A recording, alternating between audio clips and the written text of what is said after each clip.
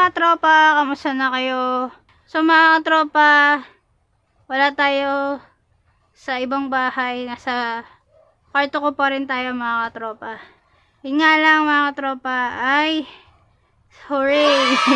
Nagawa na yung pangarap nating gaming loft bed mga katropa. So ito na yun. So maliit na portion pa lang, pero maliit lang talaga din to. Pero ito lang yung parang half nung portion. So ito yung portion na kung saan ito yung gagawin nating pang vlogging and kung kaka-work from home pa rin. So ito yung magiging parang office natin mga katropa. So yan mga katropa, sobrang saya ko kasi simula December 23 ginagawa ano na to, sinisimulan ko ng gawin or tapusin tong gaming loft bed. Hindi ako gumawa nitong mga bakal-bakal na to mga tropa, pero syempre tong bakal na to pinagawa natin, pero yung kung ano man yung makikita nyo kalat dito sa kwarto ko, yun ginawa ko siya mag-isa. So kung kalat pa rin yan, yan yung pinakamaayos na kaya kong ayusin. Yan yun. Ano na yan, sagad na yan. So, sobrang liit ng kwarto ko, pero sobrang daming gamit, sobrang daming kalat. Kaya, naisip ko to para at least, yun, maganda. So, satisfied naman ako sa nangyari sa kwarto ko. So, sulit yung pagod, sulit yung hirap, sa gastos. So, ayun mga tropa, intro muna tayo, tapos enjoy nyo yung before and after nung kwarto ko. Okay mga tropa, I'll be back.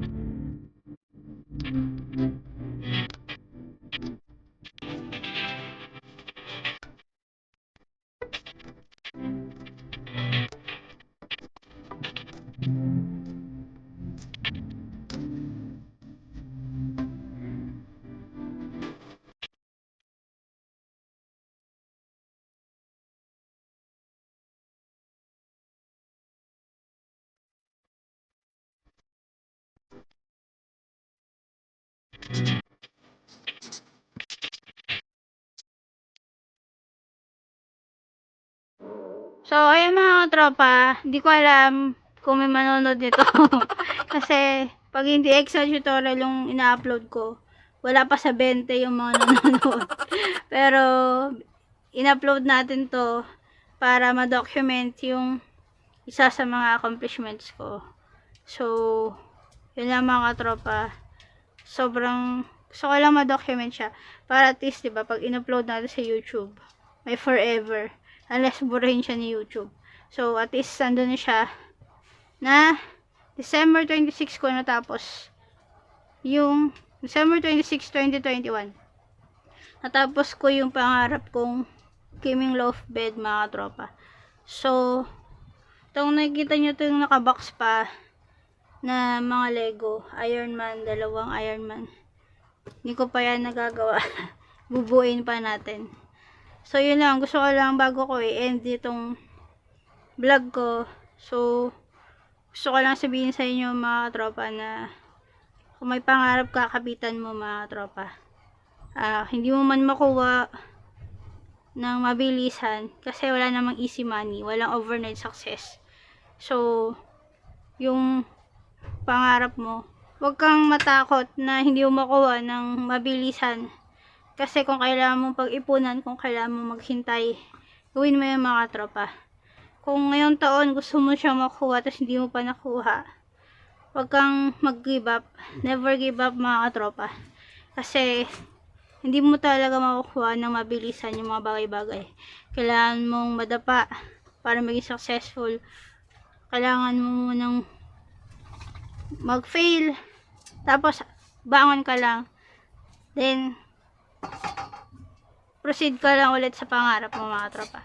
Kapitan mo lang, huwag kang give up. Makukuha mo din yan sa takdang panahon. Diba mga tropa? So yun lang naman mga tropa. Never, never, never give up. So, ayun na mga tropa. So, pangarap ka lang, pero dapat yung pangarap mo mga tropa, kapitan mo yung lagi. Pero, gumawa ka ng paraan din para makuha mo yun. Kasi 'di ba, para saan pa yung pangarap mo kung wala ka namang ginagawa? Okay, so mangarap ka, gumawa ka ng baby steps, kahit baby step lang, okay na yun. At least, makukuha mo yun sa takdang panahon.